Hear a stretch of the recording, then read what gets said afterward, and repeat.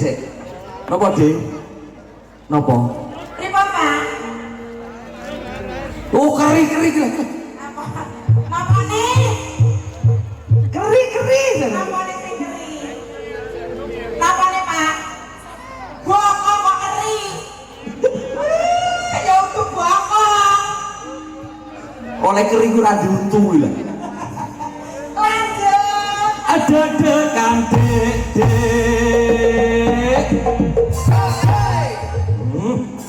Pripun? Masuk napa mboten, Dik? Dik, masuk napa mboten? Masuk. Mas, pesane bapake iki lho. Nyapa? Sing nang isor iki lho. Nyapa? Kalau bokong gede ngowoh ae. Sabar ya, Mas, sabar. Sabar nggih. Sabar, Pak Dik. Walah, arep tak jepit ya wis ora enek untune. Ndak oleh kuri. Wis digalen.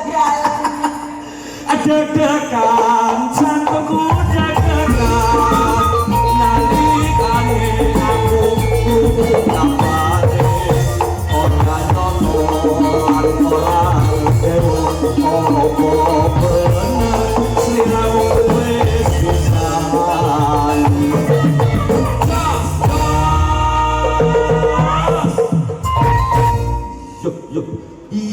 yo ngerti aku. Aku lek sowi ra goyang iki lho. Lah iya. Jan sowi ya lek kira. Kaya wong ujar. Yang paling udan. Ditok-tokne pokoke. Tenan. Heeh. Ngowoh neh lho Ngowoh bapak iki aja. neh. Aja men ngowoh, Pak, aja men ngowoh. Lho bokong gede jamen ngowoh, Pak, tenang, sabar. Ben ora ngowoh neh. Sebelah kono. Mikir kono. Ben ora ketok. Kono. Ngendi? Kene. Heeh. Iki. Sebelah kene. Berontong gila. Belah iki ya kemremes lek iki.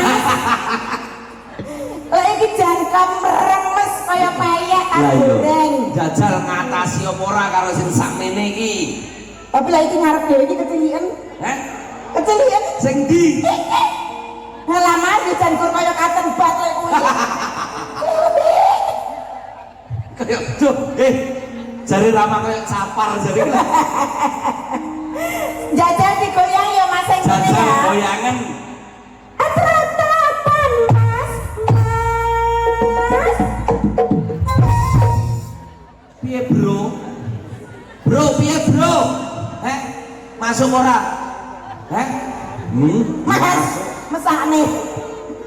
Lek cilik iki digoyang pisane geblang pisan. Cek to, kuwi awakmu antara masuk karo gila ora beda tipis lho, Bro. Wajahe mesakne. Atrapan.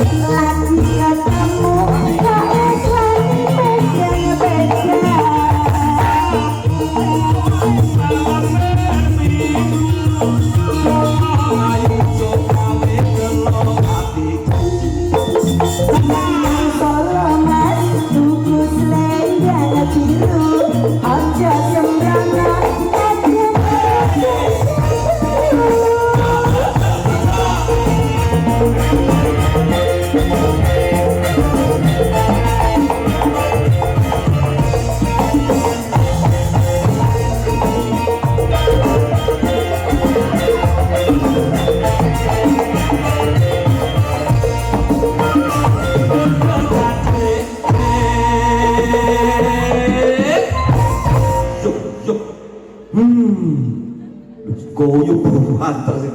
Lu. Iya ya. Beni. Lanjut Mas. Ada dekan dek.